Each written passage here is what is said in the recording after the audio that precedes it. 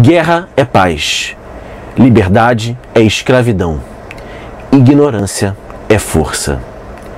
Esses são os 3 slogans do partido que controla a sociedade no futuro distópico imaginado por George Orwell no clássico 1984, obra que recentemente entrou em domínio público e que foi adotada para o exame de redação do vestibular 2021 da UERJ, e sobre a qual iremos conversar logo depois da vinheta. Se você é novo por aqui, meu nome é Diego Cardoso e seja bem-vindo ao Cultura e Ação.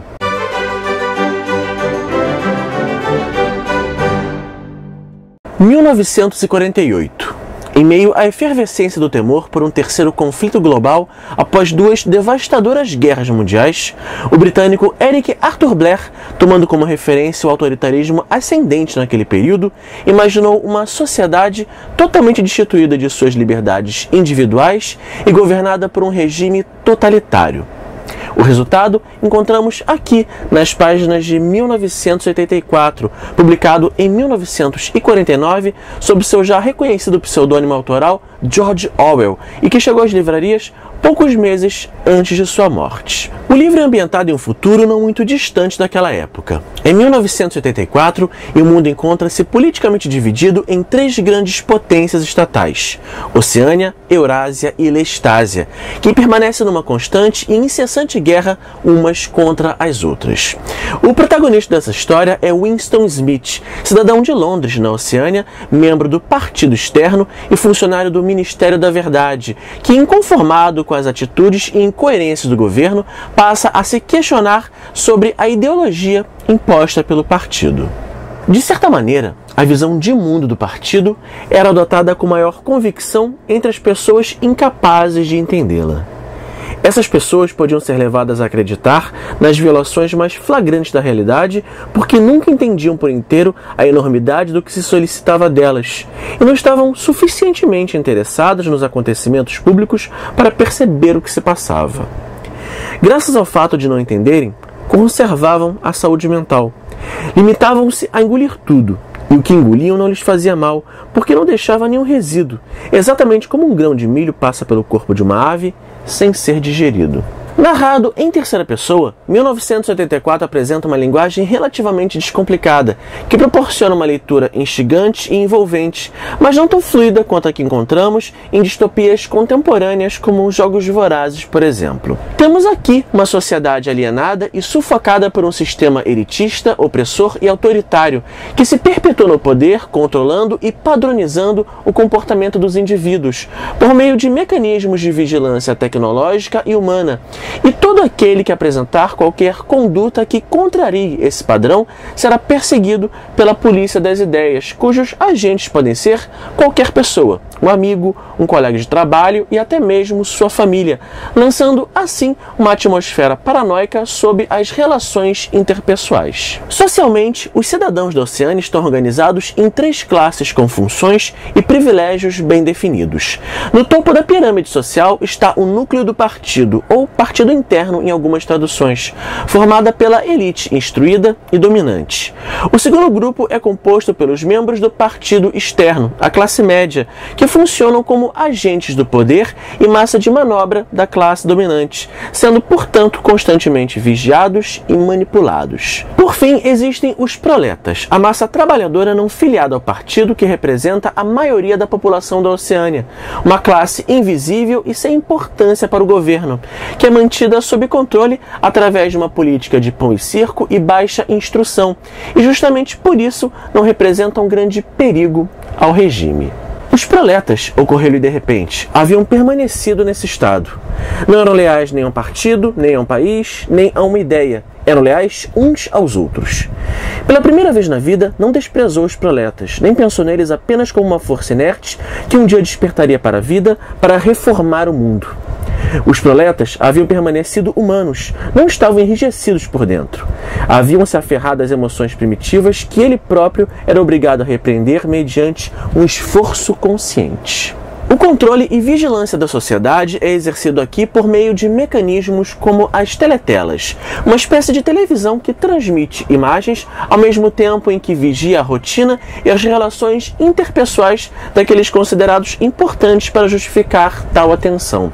Além da nova fala, uma variação da língua inglesa que está sendo desenvolvida com o objetivo de condensar ou remover expressões consideradas subversivas ou potencialmente perigosas para a credibilidade do regime. Aliado à nova fala, o duplo pensamento se estabelece como pilar essencial dessa estrutura de poder.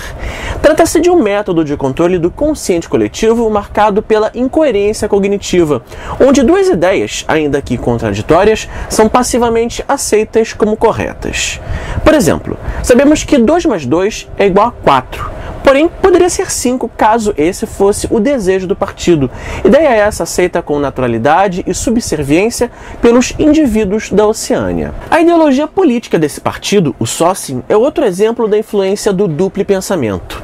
Socin é um termo em nova fala para socialismo inglês, cuja ideologia é anticapitalista e antissocialista, pois seus princípios rejeitam fundamentalmente tudo aquilo que prega tanto o pensamento socialista quanto os conceitos capitalistas. A estrutura política da Oceânia também é uma ótima representação do duplo pensamento, pois é formada por ministérios cujas denominações estão em clara contradição com suas finalidades.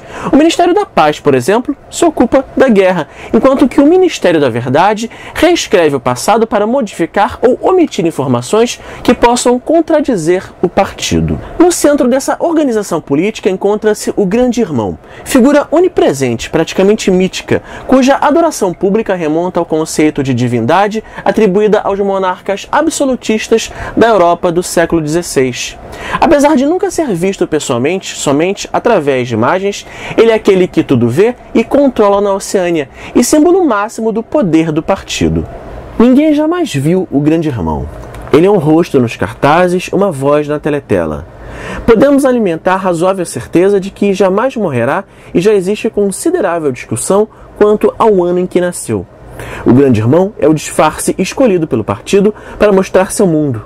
Sua função é atuar como um ponto focal de amor, medo e reverência, emoções mais facilmente sentidas por um indivíduo do que por uma organização. Winston Smith, o protagonista dessa história, é um personagem que já demonstra desde o início certa inclinação ao pensamento crime, devido à sua curiosidade sobre o passado antes da Revolução e sua inquietude pela falta de privacidade. Aos poucos, intimamente, ele começa a praticar pequenas transgressões, como escrever suas opiniões em um diário, passando a questionar e a contestar os métodos do partido. Ele se mostra particularmente preocupado com seu trabalho no Ministério da Verdade, pois tem consciência de que, ao reescrever o passado para fazer da mentira uma verdade, ele está contribuindo para o apagamento da história e da identidade da sociedade. Ao se apaixonar pela intrigante Júlia, uma militante que publicamente defende com fervor a doutrina do partido, mas secretamente a subverte, Winston parece ter encontrado uma aliada, mas é perceptível que a personagem não alimenta qualquer desejo de lutar contra a tirania do sistema. Inclusive, a forma como Júlia é retratada aqui no livro abre espaço para um debate sobre a conduta machista do protagonista e também da narrativa, pois fica claro que a personagem desempenha a mera função de figurante de luxo, uma mulher apática, sem personalidade e movida apenas pelo desejo sexual. Outra coisa em que não estou interessada é na próxima geração, meu querido. Só estou interessada em nós. Você só é rebelde da cintura para baixo, disse ele. Ela achou essa frase brilhantemente inteligente e envolveu-o nos braços deliciada. Júlia não tinha o menor interesse nas diversas ramificações da doutrina do partido. Sempre que ele começava a falar nos princípios do Socin, do duplo pensamento, da mutabilidade do passado e da recusa da realidade objetiva, e a usar palavras em nova fala, ela se entediava, ficava confusa e dizia que nunca prestava atenção naquele tipo de coisa. Durante a leitura, podemos observar também que 1984 prenunciou, de certa forma, a ideia da quebra de privacidade, seja por meio do paranoico estímulo aos cidadãos da Oceânia em vigiar e denunciar todo aquele que demonstrasse qualquer inclinação contrária ao regime, ou através do profético avanço tecnológico que permite o monitoramento da sociedade, representado aqui pelas teletelas. Partindo justamente desses conceitos e atento a essa tendência bisbilhoteira do ser humano, que John de Mol criou o reality show Big Brother, cujo nome é emprestado da figura totalitária desse livro, o grande irmão Big Brother, aquele que mesmo invisível tudo vê, sabe e controla. Mas é inegável que a questão política é o que mais chama a atenção em 1984. Com a recente ascensão de governos extremistas ao redor do mundo, tornou-se muito comum a associação do universo imaginado nesse livro à realidade que vivenciamos. E bom, sejamos sinceros, motivos não faltam para isso, né?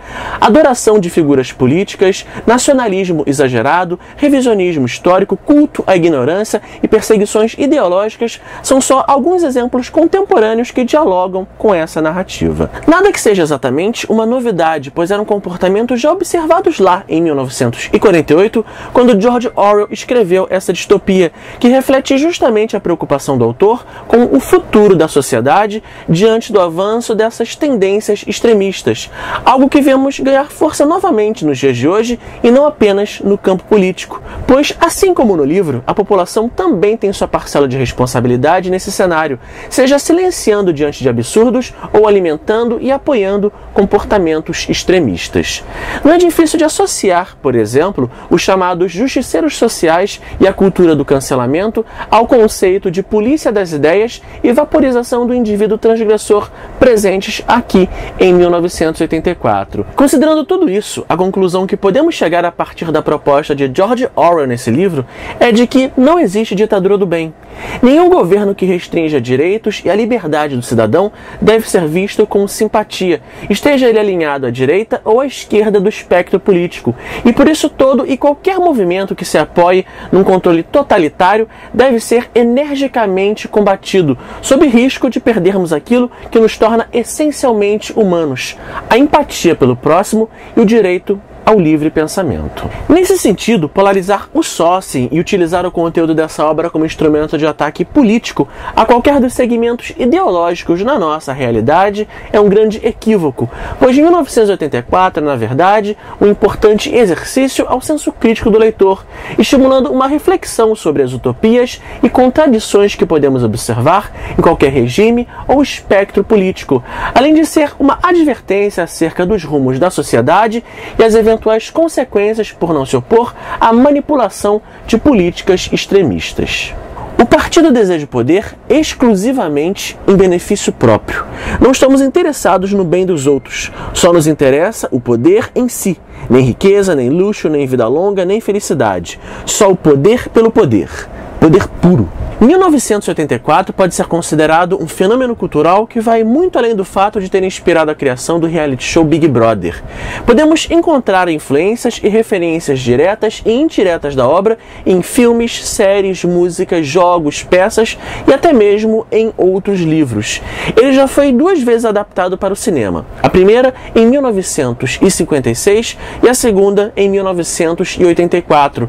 No entanto, nenhuma das 2 produções se manteve fiel ao texto original, adotando liberdades criativas e até mesmo finais diferentes do que encontramos aqui no livro. Aliás, falando no final, eu quero agora justamente conversar sobre a conclusão desse livro.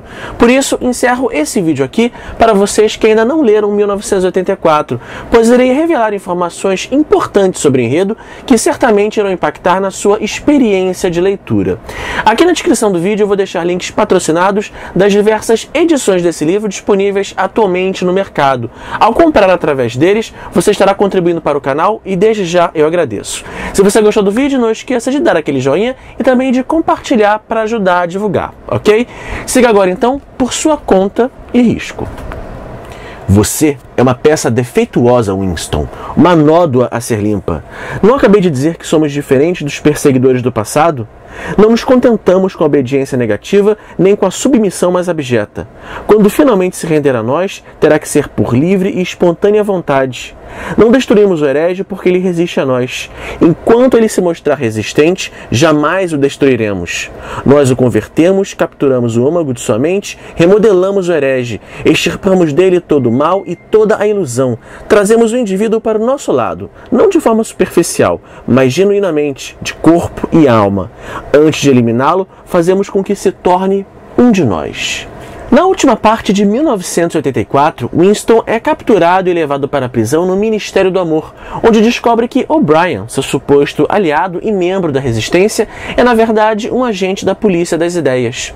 É nesse episódio que o lado mais violento do regime é revelado ao leitor, pois é quando passamos a acompanhar o sistemático processo de tortura física e psicológica que o protagonista enfrenta para aceitar que a verdade pertence apenas ao partido, culminando numa última etapa no chamado Quarto 101, onde os transgressores são atormentados por seus maiores medos. Ali, Winston chega ao estágio final, onde precisa abrir mão do último laço que ainda preserva e que representa algum perigo para o partido: o amor a outra pessoa acima do grande irmão.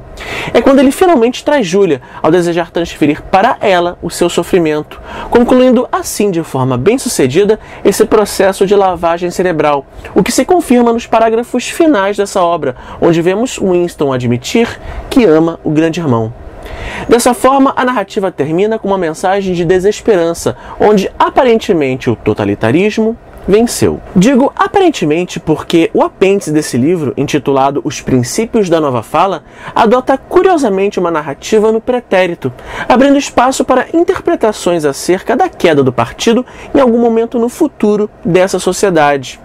Porém, que fique claro, essa é uma interpretação implícita, pois não existe nada nesse texto que confirme essa informação. Mas e vocês? Acreditam que o partido venceu ou não no final de 1984? Deixa aqui nos comentários, não esquecendo de sinalizar o spoiler para não prejudicar o coleguinha que ainda não leu, tá ok? Vejo vocês nos próximos vídeos. Tchau, tchau!